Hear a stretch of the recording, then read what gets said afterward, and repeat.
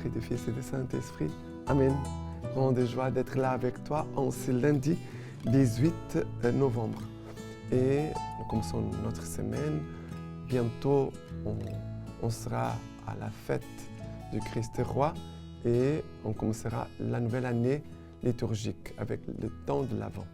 Mais n'oublie pas de partager la lecture divina avec tous tes amis et spécialement de faire la lecture divina avec les membres de ta famille ou d'autres personnes, des amis, des gens de la paroisse. D'accord? Et après, à la fin, on pourra toujours partager.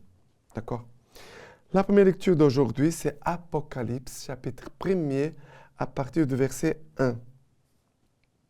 Révélation de Jésus-Christ, Dieu la lui donna pour montrer à ses serviteurs ce qui doit arriver bientôt. Il envoya son ange pour la faire connaître à Jean, son serviteur, lequel a attesté la parole de Dieu et le témoignage de Jésus-Christ. Toutes ces visions, heureux les lecteurs et les auditeurs de ces paroles prophétiques, s'ils en retiennent le contenu, car le temps est proche. Jean, aux 7 églises d'Asie, grâce et paix vous soient données par il est, il était et il vient, par les 7 esprits présents devant son trône. Après, chapitre 2, à l'ange de l'église d'Éphèse, écrit, ainsi parle celui qui tient les 7 étoiles en sa droite et qui marche au milieu des 7 candélabres d'or. Je connais ta conduite, tes labeurs et ta constance. Je le sais, tu ne peux souffrir les méchants. Tu as mis à l'épreuve ceux qui usurpent le titre d'apôtre, et tu les as trouvés menteurs. Tu as de la constance. N'as-tu pas souffert pour mon nom sans te lasser? Mais j'ai contre toi que tu as perdu ton amour d'autant. Allons, rappelle-toi d'où tu es tombé. Réponds-toi, reprends ta conduite première. Alors, ici, Jean qui parle aux 7 églises d'Asie, à qui il souhaite grâce et paix, que vous soit donné par il est, il était et il vient.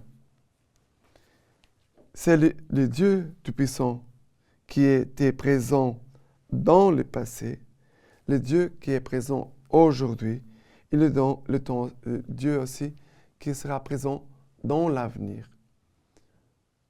Le Dieu qui a marché avec le peuple d'Israël dans le passé, le Dieu d'Israël qui marche avec son peuple aujourd'hui, à l'époque de Jésus-Christ, et le Dieu qui marche avec son Église pour toujours, à qui il a promis de revenir dans sa gloire un jour pour juger les vivants et les morts.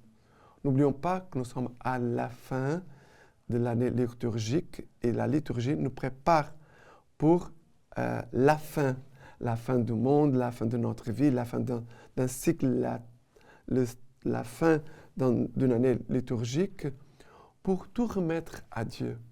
Quand on se prépare pour quelque chose qui va finir, on se prépare bien parce qu'on veut toujours bien finir et laisser un bon témoignage, laisser une bonne présence de ce que nous avons vécu. C'est toujours très, très important de bien commencer et bien finir tout ce que le Seigneur nous a confié. Pour bien aussi commencer. Notre vie, elle va d'étape en étape. On pourrait dire que si nous voyons l'église d'Éphèse, elle a bien commencé. Elle a dit, elle a un bon témoignage, elle a été constante, tu as eu de la constance, n'as-tu pas souffert pour mon nom sans te lasser? De bonne qualité. Mais j'ai contre toi que tu as perdu ton amour d'autant. Allons, rappelle-toi d'où tu es tombé. Réponds-toi, reprends ta conduite première. Ça veut dire qu'ils avaient bien commencé, et à un moment, ils ont glissé, ils ont tombé, Et le Seigneur demande, réponds-toi, reprends ta conduite première, reviens à l'amour premier. C'est vrai qu'à fur et à mesure qu'on marche, parfois on peut oublier des choses essentielles. Notre vie spirituelle, notre chemin avec Dieu, il est toujours marqué par une expérience d'amour. Quand on fait une expérience de l'amour de Dieu, de la présence de Dieu, que Dieu vraiment est vivant, qu'il est là, qu'il nous pardonne, qu'il nous accompagne, qu'il nous connaît, on a fait une expérience très forte de l'amour de Dieu, de la présence de Dieu dans notre vie. Et après, on commence à marcher dans l'église, on s'engage, on fait des choses. Et parfois, on peut oublier l'essentiel que c'est l'amour. Tout a commencé par une expérience forte de l'amour de Dieu. Et parfois, on peut oublier l'amour. On commence à être rigide, dur, légaliste. On pense qu'au faire, qu'est-ce qu'il faut faire, qu'est-ce qu'on doit faire. On s'attache aux actions et on oublie l'essentiel que c'est l'amour. Notre vie de foi, notre vie chrétienne, notre vie en Église, elle doit toujours être conduite par l'amour. Car c'est l'amour qui donne le goût et le sens à tout ce que nous vivons. Sans perdre l'amour, qu'est-ce qu'il en reste? Peut-être très peu. Parce que c'est l'amour qui marque la présence de Dieu en tout ce que nous sommes, en tout ce que nous faisons. Car tout ce que nous sommes, tout ce que nous faisons, c'est par l'amour de Dieu. C'est pour l'amour de Dieu. Alors, tout commence en Dieu et tout doit finir en Dieu. D'accord? Mais reprends ta conduite première. Voilà. Et maintenant, les psaumes d'aujourd'hui, c'est le psaume premier, à partir du verset 1. Heureux l'homme qui ne suit pas les conseils des impies, ni dans la voie des pécheurs ne s'arrête, ni au siège des railleurs ne s'assied. Mais ses plaies dans la loi du Seigneur, mais murmure sa loi jour et nuit. Il est comme un arbre planté près des ruisseaux, qui donne son fruit en la saison, et jamais son feuillage ne sèche. Tout ce qu'il fait réussit. Pour les impies, rien de tel. Car le Seigneur connaît la voie des justes, mais la voie des impies se perd. Il est comme un arbre planté près des ruisseaux, qui donne son fruit en la saison, et jamais son feuillage ne sèche. Tout ce qu'il fait réussit. L'image de l'homme juste, il est comme cet arbre qui est planté à côté des ruisseaux, près des ruisseaux. Les ruisseaux, c'est la parole de Dieu. La parole de Dieu, elle est comme ces eaux dynamiques, qui coulent, qui avancent, qui ne s'arrêtent pas, qui apportent la vie, qui apportent, les poissons, la force. Que nous puissions vraiment rester près de la parole de Dieu, près du Seigneur. Qui est près de la parole est près du Seigneur. On ne peut pas être loin de celui qui nous aime. On ne peut pas s'éloigner de lui si on garde sa parole. Car sa parole, c'est Dieu qui se donne à nous, qui vient nous aimer, qui vient faire sa demeure en nous, qui vient nous renouveler, nous transformer et nous faire avancer. L'amour de Dieu, il est dynamique en nous. Il doit faire ce travail de renouvellement intérieur toujours. Et l'évangile d'aujourd'hui, c'est Luc, chapitre 18, à partir du verset 35. Or, il advint, comme il approchait de Jéricho, qu'un aveugle était assis au bord du chemin et mendiait. Entendant une foule marcher, il s'enquérait de ce que cela pouvait être. On lui annonça que c'était Jésus le Nazaréen qui passait. Alors il s'écria, « Jésus, fils de David, aie pitié de moi. » Ceux qui marchaient en tête le rabouaient pour le faire taire, mais lui criait de plus belle, « Fils de David, aie pitié de moi. » Jésus s'arrêta et ordonna de le lui amener. Quand il fut prêt, Il lui demanda, « Que veux-tu que je fasse pour toi ?» « Seigneur, dit-il, que je recouvre la vue. » Jésus lui dit, « Recouvre la vue, ta foi t'a sauvé. » Et à l'instant même, il recouvra la vue, et il les suivait en glorifiant Dieu. Et tout le peuple, voyant cela, célébra les louanges de Dieu.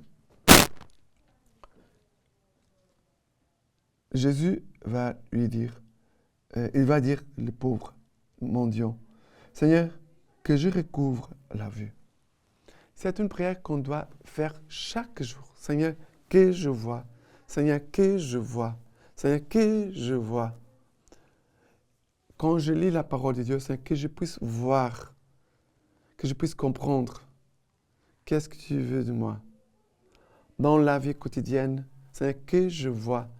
Que mes yeux puissent voir ta présence, ton action, ton Esprit Saint qui veut me conduire, là où tu veux que j'aille, ce que le Seigneur veut que je fasse. Que je vois, que je vois. Nous vivons dans un monde d'aveugles. Nous vivons dans un temps où les gens sont très aveuglés. Aveuglés à cause de leurs péchés, aveuglés à cause de leur indifférence, aveuglés à cause du manque de foi. Les gens ont perdu le feu de la foi intérieure. Les gens s'endorment, ils sont tristes, parfois seuls, ils s'éloignent de Dieu. Ils ne voient pas.